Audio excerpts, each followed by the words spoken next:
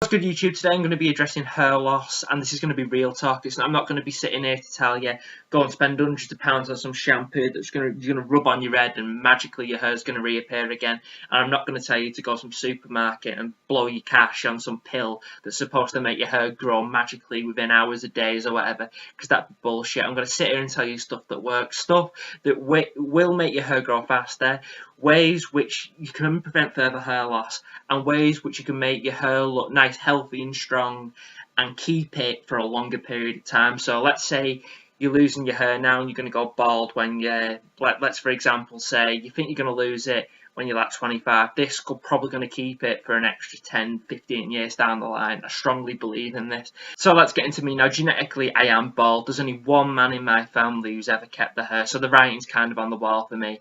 I first noticed my hair receding when I was 21. My hairline went back and it hasn't come back. No, let's not con you on this. The hairline never comes back.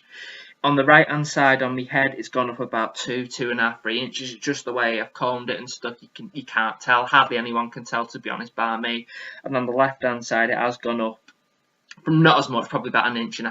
And that was when I was 21, and I'm now going to be 25 in October, and it still hasn't come back, and it won't come back. It's just making it not get any worse. So what actually works? Now, first thing, I'm going to cover diet. And I'm going to go over this quite in depth. When it comes to diet, you don't actually realise how important it is when it comes to growing and having healthy looking hair. And I'm not just talking about like, you know, your vitamins, your multivitamins you take, because they do help, and I'll get into that a bit later. It's the proteins. With me being into the fitness lifestyle, naturally my protein intake's quite high, but if you're not into it, it might not be that high. So look at your diet and increase your protein, and you should see a difference. It might sound silly, probably might take 5-6 months down the line, but you should notice your hair's actually growing quicker, and that's because your protein's been increased. So don't be afraid. Obviously, don't do like 300 grams or whatever, something ridiculous, but increase it a lot. Increase it like 60, 70, maybe even 100 grams, and just see how your hair responds. And when I mentioned earlier in the video about multivitamins, they also help. Remember, to perform at its best, your body needs to be at its best. You need to supply it with the top foods. And when it comes to not just protein, but with the vitamins too, make sure you get your multivitamins in. I take my vitamin B, I take my vitamin C. Get your vitamins in, get your protein in, you should see a difference. Supplementation. Now, there are loads of shampoos that are absolute balls. I'm not going to absolute ball. They claim they do this, they do that. The ones that have worked for me and the ones that I would recommend, especially if having healthier looking hair, are Arbonne, and we're going to get them to show you what I mean now. This is the Arbonne shampoo. It is very pricey, however, I do feel like it helps growing your hair quicker. And not just growing your hair quicker, but your hair will also look a lot healthier and shinier too. It's a great shampoo, and it's one I definitely recommend you use. I've been using it for 2 years now, and I have noticed the difference. That combined with other things, obviously, just like I've gone over the diet with the protein and vitamin, this is another thing I definitely recommend you buying. Next, let's get onto lifestyle. Now, it isn't a myth that if you are stressed, you're going to lose your hair. It isn't a myth. It's true. If you are stressed all the time and you're having a really bad, something's going on and you're pissed off with the world, etc., your hair will take a beating from it. It isn't a lie. So make sure if you are stressed, just think of the positives. Just be happier. Don't get worried about as much stuff, because it will impact on your hair. I know it sounds shallow, but it does impact hair loss. So just think about that. I'm going to give an example. Any football fans watching, there was a manager of West Ham United, ex-Chelsea player, Gianfranco Zola.